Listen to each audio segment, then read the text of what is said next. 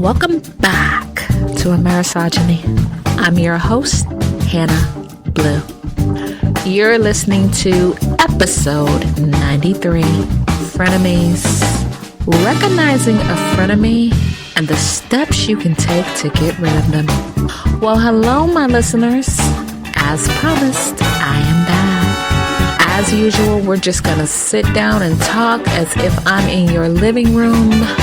We're gonna shoot the breeze and learn some things, including how to be a little healthier.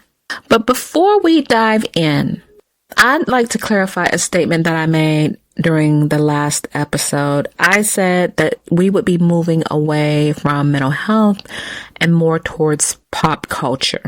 Let me clarify that. First and foremost, 21 Blue Lash was founded on advocacy. That is what we do. Advocate for the rights of people with disabilities and women's rights. That is what we've always done, and that is what we will continue to do. What I'm not about to do is sit here and talk about celebrities, what they ate, what they're wearing, who they married, who they divorced. That to me is boring.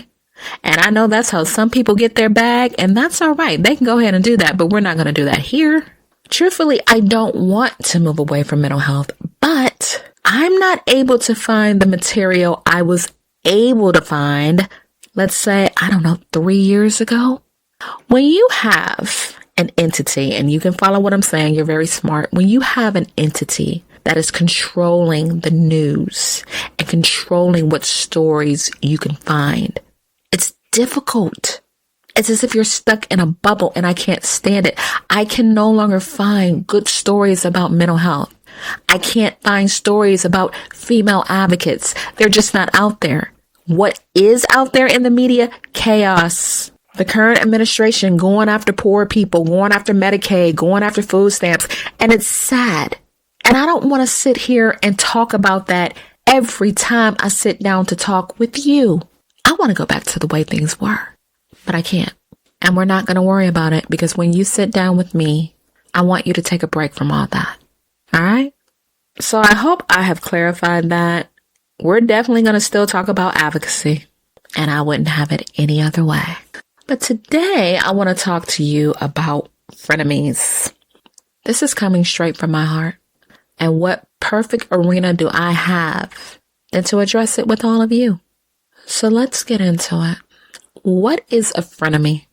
A frenemy is someone who is supposed to be your friend, supposed to support you and care about you. But deep down, they really don't.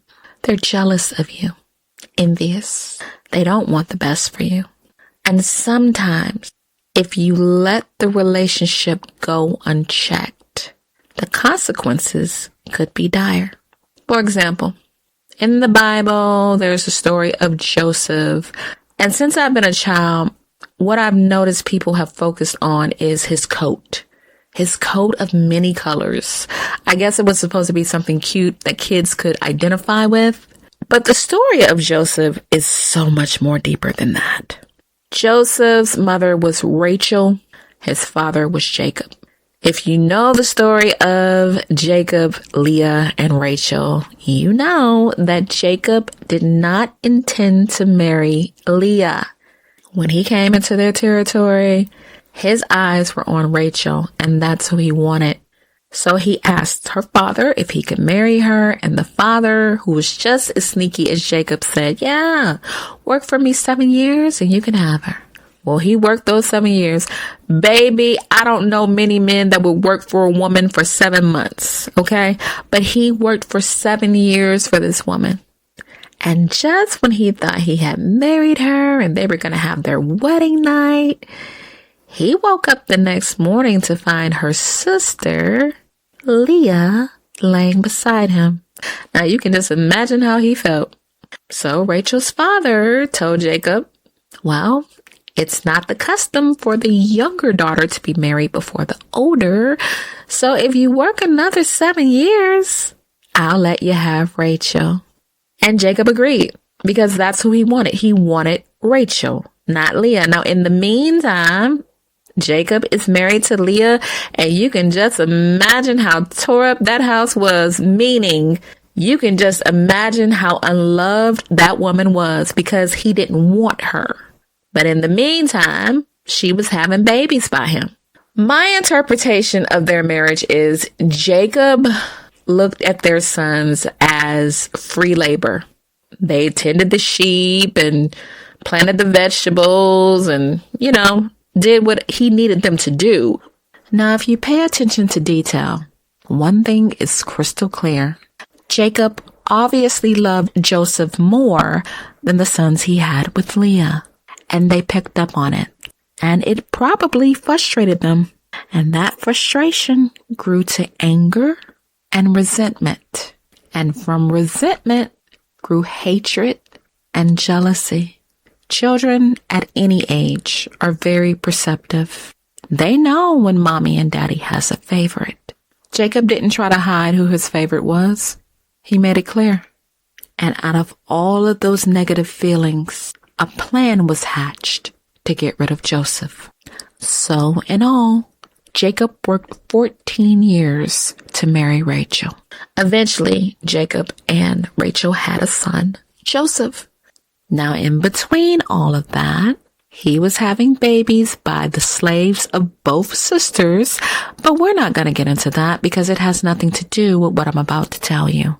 I believe Jacob doted on Joseph because he was conceived in love, not out of duty or lust. And that's a lesson that some ladies need to learn. Never let a man tell you twice he doesn't want you. Okay? All right. Back to the story. He doted on his son. He didn't have him out there working in the fields. Joseph was well educated. He could speak different languages. His brothers couldn't. So over time, jealousy and envy started to take root. Now, Joseph was blessed with a gift. He had these dreams, and he knew that God had placed a blessing and a purpose on his life, and he was happy about that. And he wanted to share that with his family. But when he shared these dreams, his brothers were not happy. And eventually things snowballed up until the point where they sold him into slavery. Now, I want you to think about slavery in the ancient times. They sold this man into slavery, knowing full well he would be tortured, maybe even killed, and they didn't care. That's how intense their hatred and jealousy of their brother was. I know some of you can imagine that. Honestly, you have jealous people in your family. So they sold him into slavery, and Jacob suffered. Rachel suffered because she never found out where her son went. She died not knowing what happened to her son. But she had bore another son, Benjamin, and by the time Benjamin had grew up and was able to travel with his brothers, Jacob had said, no, he's not going with you because he'd lost Joseph. So Benjamin had to beg his father, look, let me go with them. By this time, they had learned their lesson and they were protective of Benjamin, but it was too late. By the time they met up with Joseph again, they didn't recognize him. And God had laid out every blessing for Joseph, just as he dreamed it. But he had to go through hell and back to get there. Now, Joseph, he was like most humans.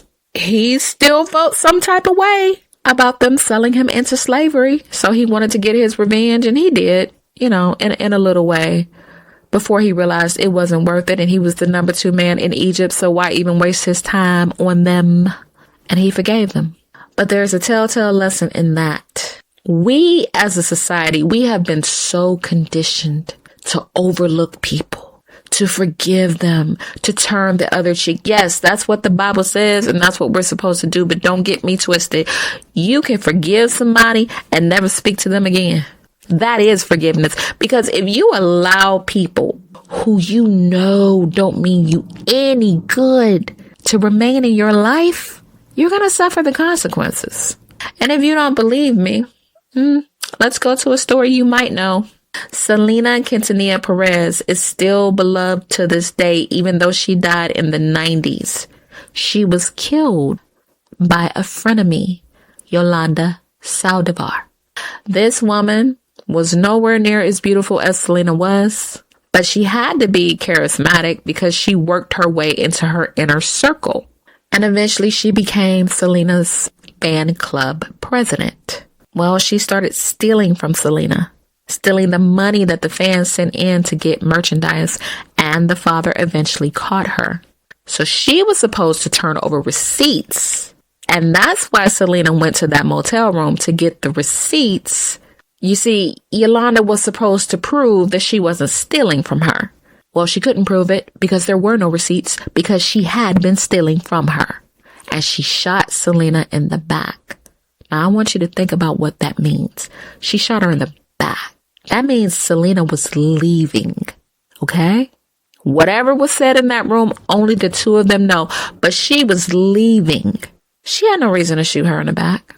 But Yolanda was so jealous and angry and envious of Selena's career, of her beauty, her personality, of who she was as a whole. This girl was on the cusp of releasing an English language album. For a Tejano star, that was huge. And her star would have been as big and bright as any other star out there. I think it would have been the biggest in Tejano music. And if I'm being honest, that genre has never been the same without her. Yolanda knew that. That's the point I want to bring home to you. Your enemies can see your potential. They can see where you're going. My grandma used to say, an enemy can't get to you like a friend. What she meant by that is, an enemy will never get as close to you as a friend can to hurt you. And that's how Yolanda got to Selena. They were friends. They were close. They had pedicures together and manicures. They ate meals together. Yolanda got close to Selena's family. No one expected that this woman would kill her. Not even Selena. Selena never saw it coming. And to this day, Yolanda is not remorseful for anything she did. So what does this have to do with you? A frenemy is exactly like Yolanda Saldivar and Joseph's brothers. They don't want what's best for you. And sometimes, and I'm not being dramatic, they would rather see you dead than to have all that you have. I truly believe some people don't mind if you prosper, just as long as you don't do better than them. And some people will sit and watch you. They won't support you. They'll just watch you. That's called a monitoring spirit. You ever had somebody call, hey, just call and see how you doing? Sending you weird pictures, getting into your financial business, all that. That is a monitoring spirit. They are monitoring you to see if you're doing better than them. I think that's sick. Because if someone is blessed, I am so happy for them. I am rooting for them all the way. That's just me. I really feel that everybody can win and everybody should be eating. I don't get jealous when people are blessed. I don't know what they went through to get that blessing. So let's get back to what a frenemy is. They pretend to be your friend. They pretend to care about you. How to recognize them. Number one, energy.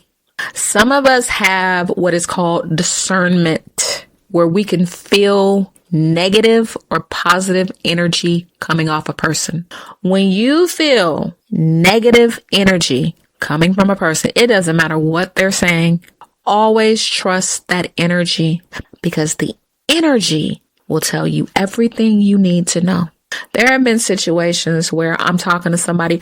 I don't have to be face to face with them. I could be on the phone. I can even be on social media.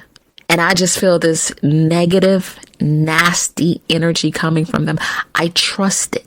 I don't ignore it. So when you feel that energy, don't ignore it. That leads me to number two. Stop making excuses for how people treat you. People treat you exactly how they want to treat you. If they're saying something foul to you, don't brush that off. Oh, that's just how they are. Oh, they didn't mean it like that. Well, maybe I am too sensitive. When you get that feeling in the pit of your stomach, trust it. Don't brush it off, because they do mean what they say. People treat you how they feel about you. Let me tell you what was the last straw for me for cutting off a friend. And I mean, this is a friend that I've had since childhood. It was my daughter's birthday. You get on Facebook, you announce your kid's birthday or your birthday. Everybody says happy birthday and all that. I don't really care who wishes me a happy birthday. I really don't care who wishes Isis a happy birthday, my daughter. But if you're close to me, yeah, I'm going to take it personal. So this person saw the status and liked it. Just a like. Not a heart, not a care, just a like. And that right there was the straw that broke the camel's back for me. Because I started to remember all the years that we'd spent together and all the years we'd been apart, due to location and how this person had treated me. I would call them or they would call me and then act like it was just such an inconvenience to talk to me. They would sigh on the phone. And it still makes me angry to this day. I know I need to let that go, honestly. But I'm more angry at myself for allowing it to go on for so long. Because if I had cut this person off long before I became a mother, it wouldn't have spilled over to my daughter. That was ignorant. Any way you slice it, that is ignorant. If you cannot wish someone's child happy birthday, a child that you have seen in person, a child that has struggles, and you're just so flippant and ignorant and crude, And I would have cussed her out that day, but my sister said, don't do it. I was at her house celebrating her birthday. We were in Ohio for a visit. And she said, don't do it. It's not worth it. Don't do it. My sister has saved a lot of people from getting cussed out, okay? A lot. But she was right. It wasn't worth it. And I just cut her off. Didn't offer any explanation because I didn't owe her one. And to this day, I don't owe her one. I don't ask how she's doing because I don't care. Because when I look back on our friendship, reciprocity didn't have a seat at the table. All right? She treated me like trash. But I digress. I've moved on. I've been blessed many times over. We're in two different spaces and I don't need to look back. But yeah, people treat you exactly how they want to treat you and don't overlook it. Number 3, and this is the most important. Never, ever be alone with a frenemy. I don't care what the situation is. Because let me tell you something about a frenemy. A frenemy's main goal is to get as close to you as possible. Even if you're good friends, they want to get closer. They want to see your blessing in the flesh. Don't let them. Not without other people around. Because you don't know what they're thinking. In this day and age, you don't know what people are thinking. And evil has never died. It's been around since the beginning of time. There are some people who would rather see you hurt, destitute, strung out, dead. And these are the people that are supposed to be in your corner. Guess what? They're not. I take social media with a grain of salt. What matters to me is action. And that's number 4. Pay attention to what they do. You ever heard action speaks louder than words? Let me tell you something. If they're trying to set you up, okay, let me give you an example. You go somewhere with a group of friends and they leave you stranded. Those are not your friends. Those are frenemies. Because if you came together, you should leave together. Another example.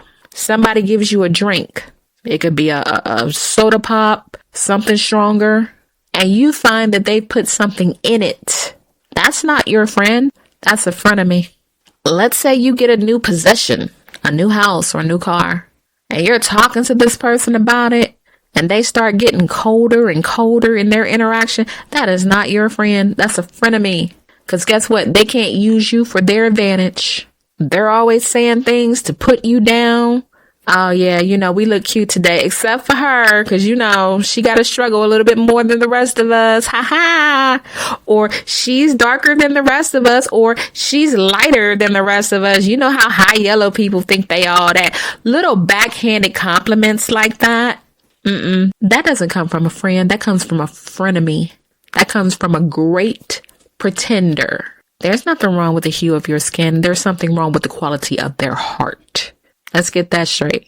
So we've covered what a frenemy is, how to recognize the signs. Now I'm going to tell you what to do to get rid of them. Cut them off. That's it. There doesn't have to be a speech. a last phone call, a closure text, a closure email. Cut them off. Cold turkey. Bye. You don't need anybody like that in your life. Don't take their phone calls. Don't read their emails. Don't read their texts. Block them on everything and go about your business. That's right. Block them on everything. No access. When you learn how to choose quality, quality will find you. And I mean quality friends, quality family members, quality business relationships, quality acquaintances, all of the above. You are the prize. You don't deserve people in your life who secretly want to see you fall. We have been taught not to nurture ourselves, to put others before us. Some of us since we were children. That has to stop. You're not selfish for putting you first. It's called self-care. All right? All right.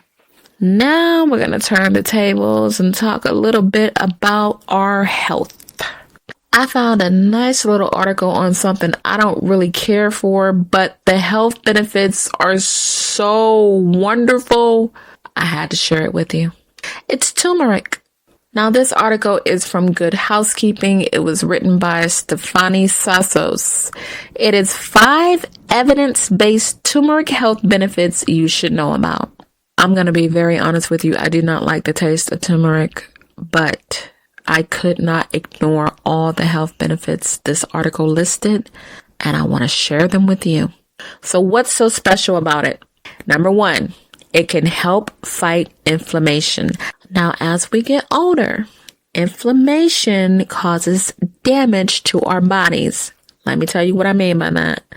Doctors identify inflammation by looking at certain biomarkers of oxidative stress. What is oxidative stress? It is the result of biological processes that can cause organ tissue damage. Yeah, it's just as bad as it sounds. Now, while some things can be done to prevent inflammation, exercise and diet, smoking or not, some of it is out of our control. It doesn't matter if you add the spice to your routine. If you're eating a poor diet, it won't help. To get a grip on inflammation, you need to be exercising regularly, eating a healthy diet, taking your supplements, and getting plenty of sleep and water. Now, for those of us with busy lifestyles, that's not always easy, especially if you have a stressful job and a hectic home environment. But adding turmeric to your routine, counting your macros, can help. Number 2, turmeric is a good pain reliever. Who knew? Some studies have linked turmeric to reduced arthritis pain, including gastrointestinal pain associated with inflammatory bowel disease. And it could help with knee osteoarthritis. A recent clinical study found that curcumin had similar results and was better tolerated than a common pain medication for people who have osteoarthritis in the knees. And now the article warns before you replace your pain medication with curcumin to speak to your doctor about it. Let's move on to number 3. Turmeric may also reduce the risk of certain chronic diseases, such as type 2 diabetes, heart disease, and some types of cancer. Research has also linked turmeric to a lower risk of a heart attack after bypass surgery. And curcumin plays a role in cancer prevention. Now, it's important not to focus strictly on turmeric. The idea is to have a well-balanced regimen of diet and exercise. Number 4, turmeric benefits skin. It can help with skin disorders like psoriasis, alopecia, and even acne. But scientists haven't discovered how it works, nor have they found the right dosage as to what you'll need. Turmeric and curcumin supplements have not been evaluated by the U.S. Food and Drug Administration. And if you do take it, look for third-party certifications that evaluate for quality and safety. Number 5, and this is my favorite, some research concludes that components in turmeric may fight cognitive decline. Think about Alzheimer's. Research published in the American Journal of Geriatric Psychiatry found that daily consumption of a specific form of curcumin improved memory and mood in people with mild age-related memory loss. Now, the research is still ongoing, and the research sample was small. They only had about 40 people. Another study concluded that when turmeric is added to a meal versus taking a supplement, it can lead to a possible reduction in cognitive decline. And here's something important you need to know. Curcumin is not easily absorbed in our bodies. Here's the solution. There's an active compound in black pepper that helps to absorb the curcumin in our bodies. So what do? Just combine the turmeric and black pepper in your meals instead of a supplement. Now, here's a word of caution. Turmeric health risks and side effects.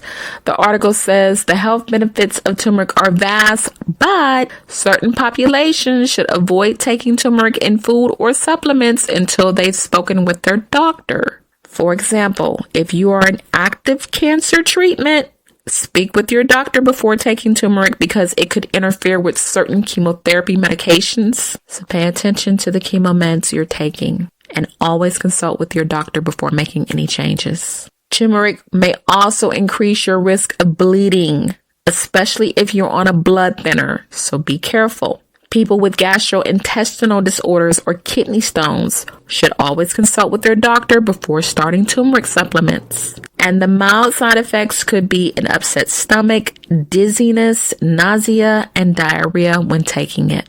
Now, when we get right down to it, turmeric, when used in conjunction with exercise and a healthy diet, can reap some health benefits, but it's not a miracle. It won't override if you're going to McDonald's and Wendy's every day and you're chowing down on fatty steaks and French fries. And if you want to take it in a supplement, again, make sure it's tested by a third party for quality and safety and consult with your doctor before taking it. Now, here's a healthy little recipe that I found that I want to share with you guys before we go. It's called golden milk or turmeric latte. And the recipe says creamy turmeric latte, also known as golden milk or turmeric milk, is a delicious warming Indian beverage. Made with hints of warming spices, you'll love this simple recipe with a handful of ingredients. And here's what you need. 2 cups of almond milk. I always keep this in my fridge. A 1/4 teaspoon of ground turmeric. A 1/2 inch of fresh ginger or an 1/8 of a teaspoon of ground ginger. 1 pinch of ground cinnamon. 1 pinch of black pepper and a teaspoon of honey, which is optional. Other toppings are dried rose petals or ground cinnamon. Now, in a small saucepan, you're going to whisk the milk, turmeric, cinnamon, ginger, and black pepper. Bring it to a boil. Lower the heat and simmer the mixture for 5 minutes. Turn off the heat and add sweetener. Using a strainer, divide the turmeric milk into 2 cups. Now, if you want to make it frothy, use a milk frother or pour the mixture into a blender and blend it until it's frothy. Now, the turmeric will stay in your blender, so make sure you get it out with soap and water immediately. And you can substitute the honey with maple syrup or another sweetener. Now, I'm going to try that. Again, I'm not a big fan of the taste of turmeric, but with all those health benefits, I'm going to try it. Well, listeners, our time is coming to an end, but before I say goodbye, I want to let you know that I will be releasing my 11th book. It is called A Time Traveler's Tea. You can get it at www.dlhanna.com or Barnes & Noble. I don't know about Amazon, but it is available on Kobo and Apple Books. A Time Traveler's Tea has an all-black cast, and it is perfect for fans who love The Twilight Zone or The Outer Limits. There are 4 stories that have paranormal vibes, spooky aspects, and out-of-this-world themes. So if you want to check it out, you can pre-order it on my website or the other places that I told you about. But I'm very excited. I have been wanting to do a Black Twilight Zone for as long as I can remember. And now I finally done it. And if you've bought any of my books in the past, I appreciate your support. And if this is the first one you'll be picking up, stay along for the ride and pick up my other 4 series that I have. But I dedicated this book to my little cousin, Tootie. She told her mother, who also models for me for 21 Blue Lash, that she wanted to read a couple of my stories from my other series because my books are the tea. So, of course I sent them. That meant the world to me. But when I started thinking about the title of the book, I knew I wanted it to be about time travel. But I'm like, okay, what am I going to name it? I didn't want to copy anybody else's, so I thought about Tootie and I said, a time traveler's tea. And everything fell into place after that. So Tootie, I am looking forward to providing you with the first copy. And thank you for supporting me. I tell you, family like that is paved in gold. But as for you, my listeners, I love talking to you. And I wish I had more to say, but I'm out of time. If you learned anything from this episode, you know what to do. Hit that follow button.